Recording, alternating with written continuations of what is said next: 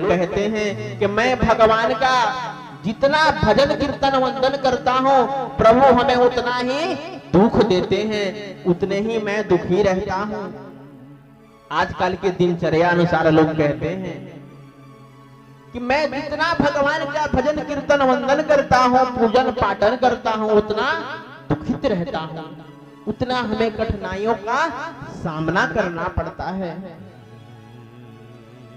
ऐसे ही भगवान के एक परम भक्त था और जो दूसरा था वो भगवान को नहीं मानता था। दो भाई थे, एक भाई बड़ा दुखी रहता था, वो भगवान का प्रतिदिन भजन कीर्तन वंदन करता था और वह दुखी रहता था। और दूसरा जो भाई था वो भगवान का भजन कीर्तन भगवान को मानता भी नहीं था, बड़ा खुशहाल रहता था, बड़ा आनंद में रहता था। और जो भगवान का प्रतिदिन भजन कीर्तन वंदन करता था दुखी रहता था, बड़ा उस संकोच में पड़ा रहता था, वह प्रतिदिन सत्संग श्रवण करने जाता था, प्रतिदिन सत्संग श्रवण करने जाता था। एक दिन जब वह सत्संग श्रवण कर कर वापस आ रहा था तो देखता है उसके पैरों में एक लोहे के कील चुभ जाती है, बड़ा और दुख महसूस करता है, अपने घर को आता है। और जैसे वह घर आता है तो देखता है कि जिस समय हमारे पैरों में लोहे की कील चुभ गई उसी समय मेरे भाई को स्वर्ण का घड़ा मिल गया।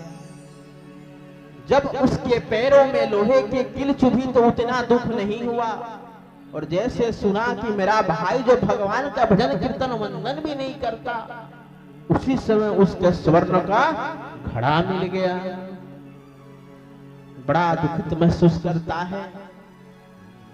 अब उसके मन में ये विचार आता है कि अब मैं इस बात को अपने गुरुजी से पूछूंगा। अगले दिन जब मैं सत्संग श्रवण करने जाऊंगा तो मैं पूछूंगा, गुरुजी मैं तो भगवान का रोज प्रतिदिन भजन कीर्तन वंदन करता हूँ, फिर भी हमारे ऊपर संकट पे संकट आन पड़ी है और मेरा जो एक भाई है भगवान को मानता भी नहीं, वो बड़ा खुशहाल रहता है। किसी के भी मन में यह भ्रम रहेगा, संकोच रहेगा, ऐसे मेरे साथ क्यों हो रहा है।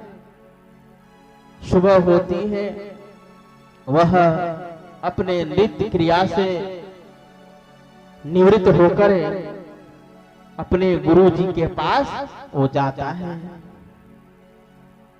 जैसे वह गुरुजी के पास जाता है, गुरुजी से प्रश्न करता है, कहता है, गुरुजी जब मैं आपके यहाँ से कल कथा श्रवण करके वापस अपने घर को जा रहा था तो मेरे पैरों में लोहे के कील चुभ गई, और उसी दिन जो मेरा भाई है जो भगवान को नहीं मानता, वह भगवान को पूजा पाठ भी नहीं करता, मानता भी नहीं, तो उसे उस दिन स्वर्ण का घड़ा मिल गया। इसका क्या रहस्य है? संत जी महाराज कहते हैं, गुरु जी जो उनके कहते हैं, सुनो जो तुम्हारा भाई है जिस दिन उसका स्वर्ण का घड़ा मिला उस दिन उसे किसी राज्य के राज मिलने वाला था, परंतु उसने क्या किया कि भगवान का भजन कीर्तन वंदन नहीं किया और भगवान को भजना छोड़ो भगवान को मानता तक नहीं था, इसीलिए उसे किसी राज्य का राज ना मिलकर स्वर्ण का एक घड़ा मिल गया। और जिस दिन तुम्हारे लोहे में पैरों में लोहे के कील चुभ गया उस दिन तुम्हारी मृत्यु होने वाली थी, तो तुमने प्रतिदिन आकर भजन कीर्तन वंदन श्रवण किया, भगवान का पूजन अर्चन वंदन किया, तो वही मृत्यु तुम्हारे लोहे के कील में परिवर्तन हो गया। बोलिए नारायण भगवान की। तो भगवान जो भी करते हैं अपने भक्त के लिए वो कभी गलत नहीं करते। जिस दिन लोहे की कील चुभा उस दिन उसका मृत्यु होने वाला था, परंतु उन्होंने भगवान का प्रतिदिन भजन कीर्तन वंदन किया तो उसकी मृत्यु एक लोहे के कील में परिवर्तन हो गई।